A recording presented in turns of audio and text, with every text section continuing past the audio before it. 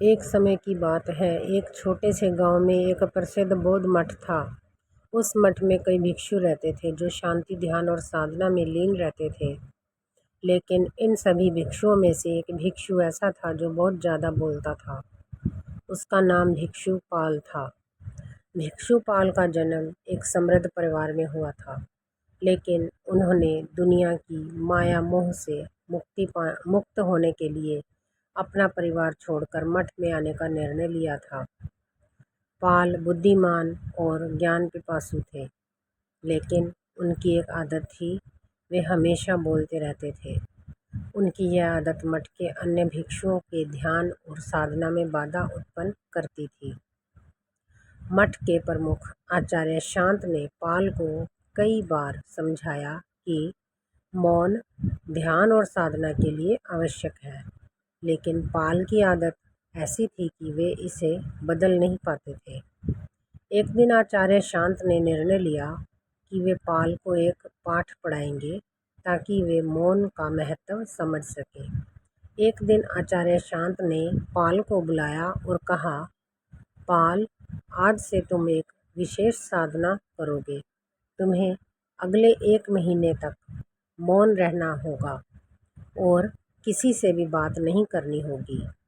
यह साधना तुम्हें आत्मनिरीक्षण करने और मौन के महत्व को समझने में मदद करेगी।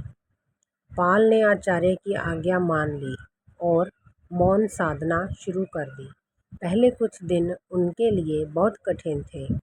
हर बार जब वे कुछ कहना चाहते थे तो उन्हें अपने शब्दों को रोकना पड़ता था, लेकिन धीरे धीरे उन्होंने अपने विचारों को नियंत्रित करना सीख लिया और आत्मनिरीक्षण में समय बिताने लगे। एक दिन मठ के पास के जंगल में एक घोर तूफान आया। तूफान से बचने के लिए गांव के लोग मठ में शरण लेने आए। सभी भिक्षु और गांव वाले मिलकर तूफान के समय की व्यवस्था करने लगे। पाल भी अपनी मौन साधना को तोड़कर उनकी मदद करने लगे, लेकिन बिना बोले ही। उन्होंने इशारों से लोगों की सहायता की और उन्हें सुरक्षित स्थान पर पहुंचाया। तूफान के बाद गांव वालों ने पाल की प्रशंसा की। उन्होंने देखा कि बिना बोले भी पाल ने कितनी कुशलता से सबकी मदद की। आचार्य शांत ने भी पाल की सराहना की और कहा, देखो पाल, तुमने बिना बोले भी कितना कुछ किया है। यह है मौन का असली महत्व। शब्दों की बजाय कर्मों से अधिक प्रभाव पड़ता है। पाल ने इस अनुभव से बहुत कुछ सीखा। उन्होंने महसूस किया कि मौन में एक विशेष शक्ति होती है जो आत्मा को शांति और स्थिरता प्रदान करती है।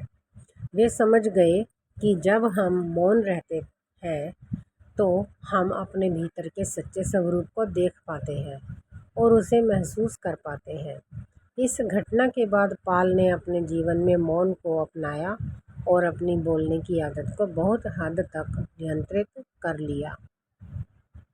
वे अब पहले की तरह हर समय बोलते नहीं थे, लेकिन बल्कि अपने विचारों को पहले सोचते और फिर सोच समझकर ही बोलते थे। उनकी साधना में भी सुधार आया और वे अपने ध्यान और साधना में अधिक गहराई तक जा पाए। मठ में भी इस परिवर्तन का असर दिखा। अन्य भिक्षुओं ने भी पाल के बदलाव से प्रेरणा ली और मौन साधना का महत्व समझा। मठ में अब अधिक शांति और स्थिरता थी और सभी भिक्षु अपने अपने साधना में लीन रहते थे। एक दिन आचार्य शांत ने मठ के सभी भिक्षुओं को एकत्र किया और कहा, हम सब ने पाल से बहुत महत्वपूर्ण पाठ सीखा है। मौन केवल शब्द का अभाव नहीं है, बल्कि यह आत्मा की शांति और स्थिरता का मार्ग है। हमें अपने जीवन में मौन को अपनाना चाहिए और अपने भीतर के सत्य को खोजने का प्रयास करना चाहिए।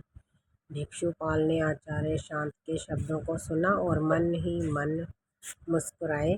उन्होंने समझ लिया था कि मौन एक साधना है जो हमें आत्मा के गहरे रहस्यों को समझने में मदद करती है। वे अब अपने जीवन में इस साधना को अपनाकर आत्मा की शांति और स्थिरता की ओर अग्रसर थे। सीख शब्दों से अधिक महत्वपूर्ण है हमारे कर्म और हमारे भीतर की शांति। मौन में एक विशेष शक्ति होती है जो हमें आत्मा के गहरे रहस्यों को समझने और उन्हें महसूस करने में मदद करती है। जब हम मौन रहते हैं तो हम अपने सच्चे स्वरूप को देख पाते हैं और उसे समझ पाते हैं।